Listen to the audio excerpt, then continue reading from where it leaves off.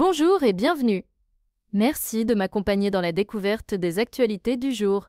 Commençons sans tarder. Première actualité, ce lundi 19 mai 2025, plusieurs milliers de chauffeurs de taxi ont manifesté dans toute la France, notamment à Paris, Lorient et Bastia, pour protester contre les nouvelles conditions tarifaires du transport sanitaire imposées par l'assurance maladie.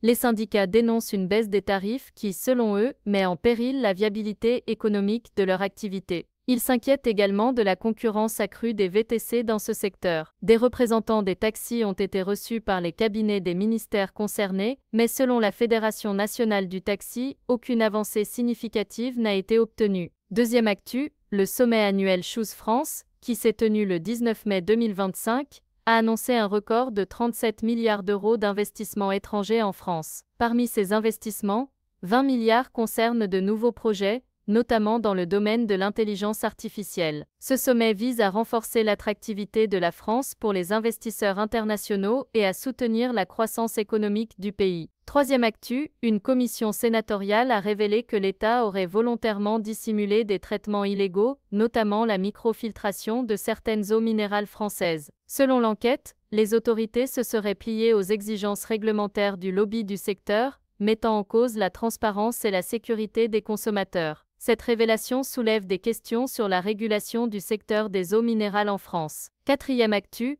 le maire de Bucarest, Nicus Ordan, a remporté le second tour de l'élection présidentielle en Roumanie le 18 mai 2025, avec 53,6% des suffrages, face au candidat nationaliste Georges Simion. Cette victoire marque un tournant pro-européen pour le pays. Georges Simion a initialement contesté les résultats, évoquant des fraudes, avant de reconnaître sa défaite. Cinquième actu, l'ancien président américain Joe Biden, âgé de 82 ans, a annoncé être atteint d'une forme agressive de cancer de la prostate. Cette révélation intervient à la veille de la publication d'un livre-enquête sur sa santé physique et mentale durant son mandat. Cette annonce suscite des interrogations sur son avenir politique et sur la scène politique américaine en général. C'est tout pour aujourd'hui. N'hésitez pas à vous abonner afin de suivre l'actu ensemble. Prenez soin de vous et à bientôt.